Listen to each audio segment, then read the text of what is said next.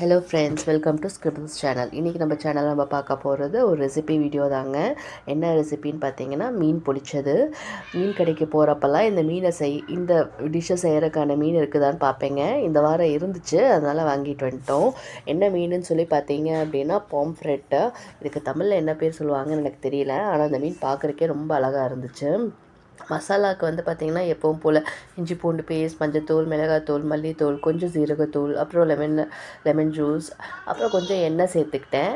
அதுக்கப்புறம் இது எல்லாத்தையும் சேர்த்து மிக்ஸ் பண்ணி இந்த மீனோடு சேர்த்து அப்படியே மிக்ஸ் பண்ணி ஊற வைக்க போனோம்.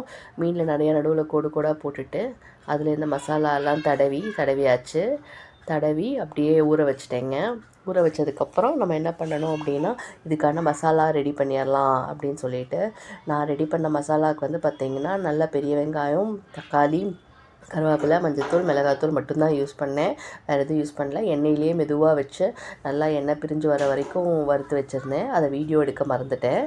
அதுக்கப்புறம் வாழை இலையுமே சூடு பண்ணி ஆற வச்சுட்டேன், கொஞ்சம் நெருப்பில் காட்டி. அப்போ தான் வந்து நம்ம ஆவியில் வேக வைக்கிறப்போ நல்லாயிருக்கும் அப்படிங்கிறதுனால.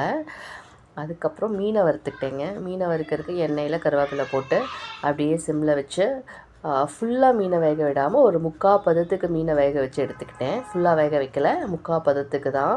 2 சைடும் ஃபஸ்ட்டு ஒரு சைடு விட்டுட்டு அதில் 3/4 வந்ததுக்கப்புறம் திருப்பி போட்டு அந்த பக்கமும் ஒரு 3/4 பதம் வெந்ததுக்கப்புறம் அப்படியே எடுத்து வச்சுக்கிட்டேன்.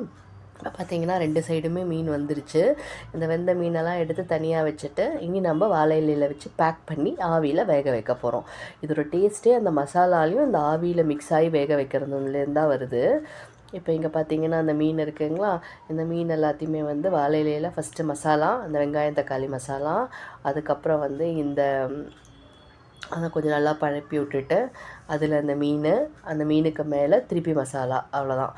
இதையே வந்து கருவேப்பிலையோடு சேர்த்து வச்சுட்டு அதுக்கப்புறம் மேலே வந்து பார்த்திங்க அப்படின்னா இன்னும் கொஞ்சம் மசாலா போட்டு அப்படியே நல்லா இந்த வாழை இலையை கட்டணும். நார் வச்சு கட்டுவாங்க. எனக்கு நாரெல்லாம் நான் பிடிக்கலை, அதனால் நான் சும்மா நார்மல் நூலை வச்சு தான் கட்டினேன். அதுவும் கட்ட முடியல, ஏதோ ட்ரை பண்ணி கரெக்டாக வச்சு மூடி கட்டியாச்சு. கட்டிட்டு அதை வந்து ஆவியில் வேக வைக்க போகிறேங்க.